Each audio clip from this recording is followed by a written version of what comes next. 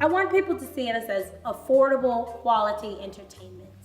That when you come to see our productions, that you don't see the flaws, you don't see what went wrong, that you actually forget about your life for an hour or 2 hours, that you get totally lost and immersed in the world of what you're watching. That, like I said, some people deal with their own life dramas, but when you come to see our productions, I want you to forget about those things.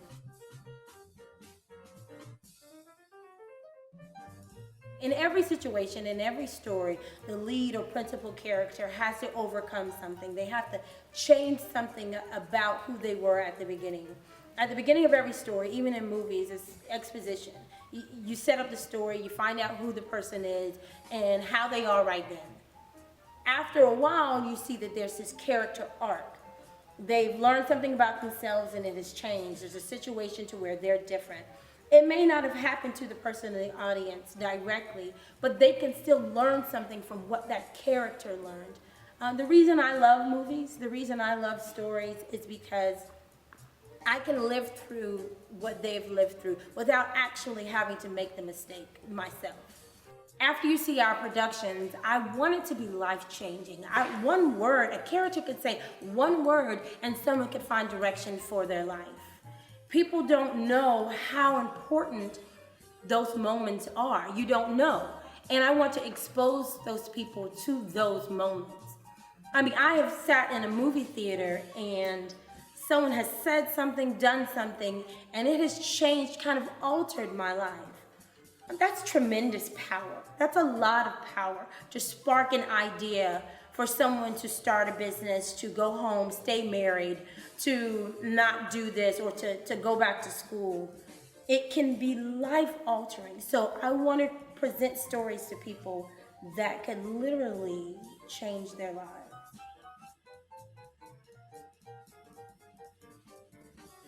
I think that God spoke to me, and I just started writing. I'm writing, and He was speaking to me. And I eventually wrote this 2-page paper that I typed up, and He said, stay here. Don't try to go back to Atlanta. Don't try to go to California.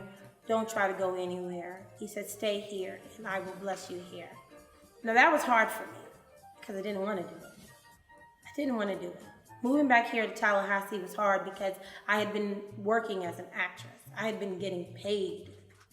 And here in Tallahassee, there's more community theater and no professional theater companies. So being here, I didn't see where I would fit in. It was good for our family to move here, but I didn't see it as good for me. So having that revelation that day and having that moment was huge for me. Now, it took a while for me to be obedient to that. But I always see success as a staircase that you have to take one step at a time. You're never just going to jump to the top step. So it is a series of steps.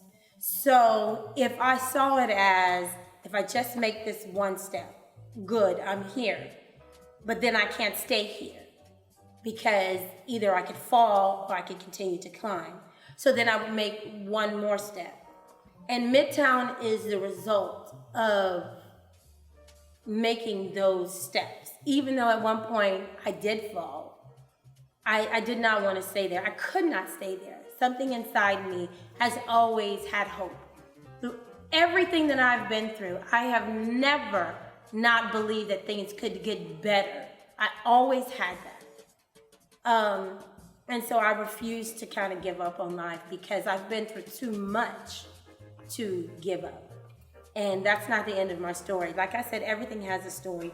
Everything has an ending in a way. There's a beginning and there's an end. You just don't know the end of your story. I just don't know the end of my story yet. But I'm constantly writing my story.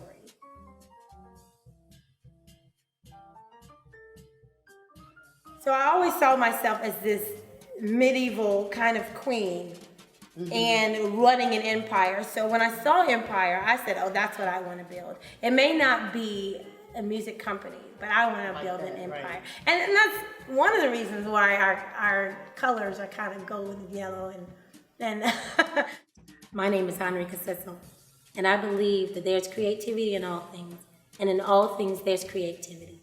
One of the things that I love to do because of Barbra Streisand is wake up in the morning and look in the mirror and say, hello, gorgeous.